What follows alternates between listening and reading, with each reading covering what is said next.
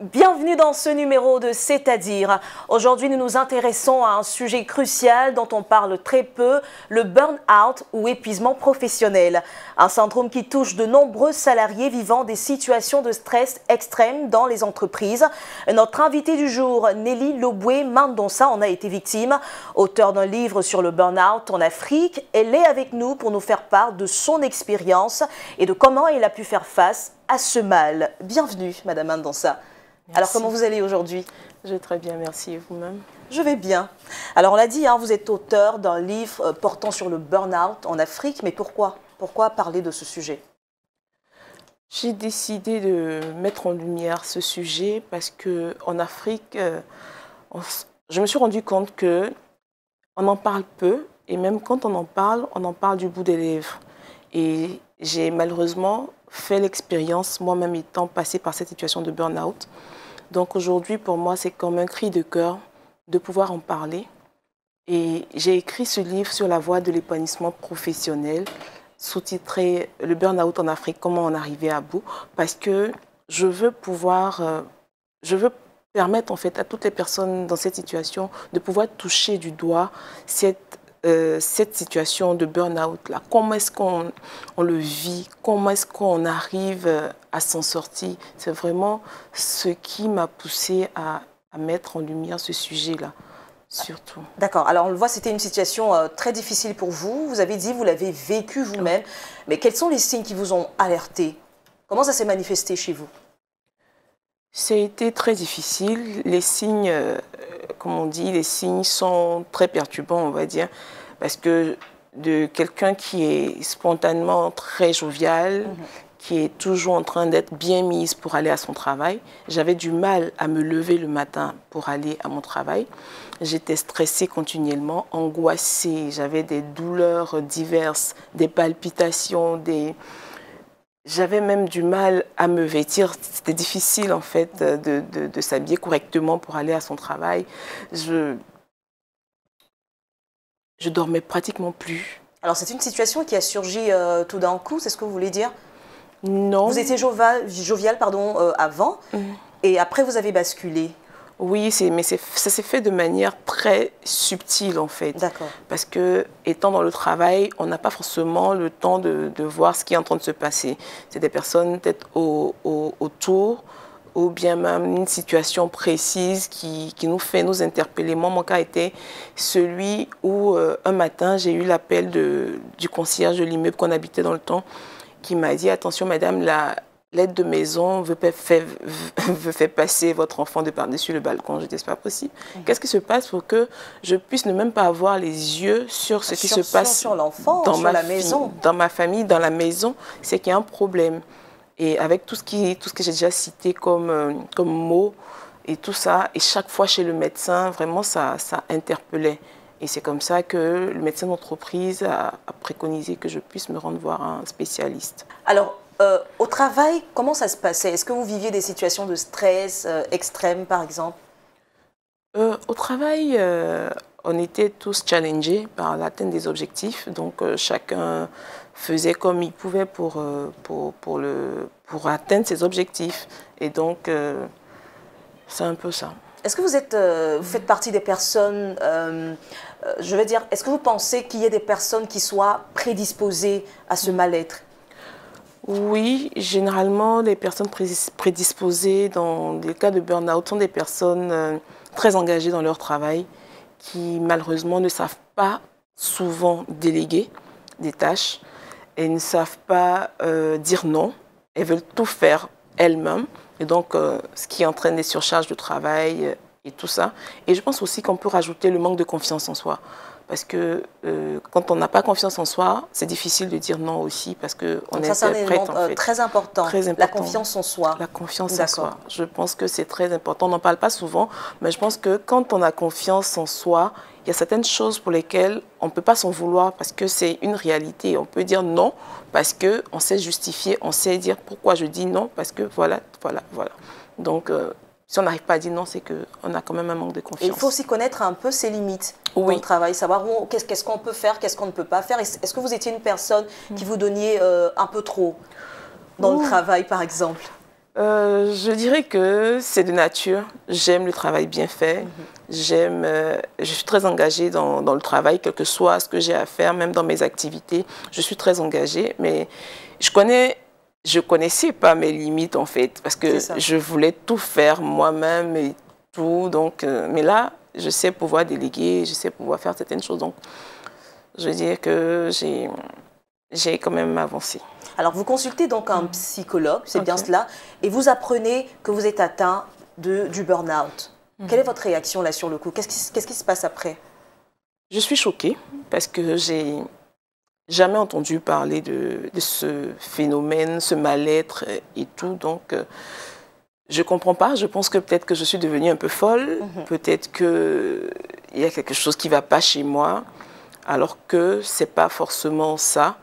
Il y a surtout le fait, comme on dit, c'est un épuisement physique, émotionnel. Et vous n'en saviez pas plus sur ce syndrome d'épuisement, non? Non, j'en savais pas plus. C'est à ce moment-là, quand je l'ai découvert, que j'ai commencé à chercher, à en parler autour de moi, demander aux médecins ce que c'est, chercher sur Internet comment ça se manifeste. Et je me suis rendu compte que j'étais dans cette situation-là parce que je manifestais pratiquement tout ce qui était indiqué par rapport à ce phénomène, à cette situation. Est-ce que vous pensez que le suivi psychologique est très très utile pour traiter l'épuisement professionnel, par exemple? Le suivi psychologique est utile pour traiter le phénomène de syndrome de l'épuisement professionnel, mais je pense qu'on devrait rajouter aussi le coaching en deuxième étape, pour permettre en fait à la personne de réapprendre à se connaître, de se redécouvrir et ensuite de renaître. Parce que quand on est en situation de burn-out, on se retrouve en perte d'équilibre, l'estime de soi prend un coup, on n'a plus confiance en soi et c'est seulement en coaching, en développement personnel, je pourrais dire, qu'on peut arriver à reprendre le contrôle. Voilà. Donc, je pense que c'est un peu ça. Alors, à quel moment, Madame Mendonça s'est dit, il faut que je partage mon expérience avec les autres? Est-ce que vous êtes partie d'un constat? Oui, je suis partie d'un constat parce que déjà, même quand j'étais en pleine situation de burn-out et que j'en parlais, nombreuses sont les personnes qui ne savaient pas. D'aucuns disaient tu dois être fatigué, prends des jours de congé, va te reposer. D'autres disaient oh, ça c'est la maladie des Blancs, ça. On ne connaît pas ça ici. Donc vraiment. Et en entreprise, quel était le jugement? Il y avait un jugement de la part de vos collègues, non? Oui. En entreprise, je dis, les gens ne savent pas forcément ce que tu vis, puisque c'est une situation qui est professionnelle, du coup, du côté médical. Donc, les gens ne savent pas, parce qu'on ne communique pas forcément. Donc, eux, ils partent dans tous les sens, ça dit ce que ça veut. Enfin, chacun dit ce qu'il en pense, voilà, chacun le vit comme il le peut. Parce que ce qu'on constate, c'est que les gens ont peur lorsqu'ils se sentent fatigués ou épuisés professionnellement. On se dit, on ne me comprendrait pas, on penserait que je suis paresseux ou paresseuse. Alors ça sert à quoi? On accumule, et malheureusement, il y en a qui en meurent. Malheureusement. Malheureusement. Effectivement, on en parle, mais les gens ne savent pas réellement, parce qu'il n'y a pas de sensibilisation réelle, il n'y a pas de prévention. C'est vrai qu'on en parle en entreprise, on a des formations sur la gestion du stress, on a des formations sur l'organisation et tout ça, mais comment est-ce que dans la situation de burn-out, l'environnement immédiat, comment est-ce que elle peut prendre en charge cette personne-là? Parce que le burn-out impacte aussi l'environnement immédiat de la personne, que ce soit des personnes qui vous entourent, votre famille, vos collaborateurs, vos collègues, tout le monde est impacté également, parce que personne ne sait ce qui se passe. Donc chacun va dans tous les sens. Donc ce serait bien quand même qu'on puisse en parler pour que les personnes dans l'environnement immédiat de la personne en situation de burn-out puissent arriver également à soutenir la personne.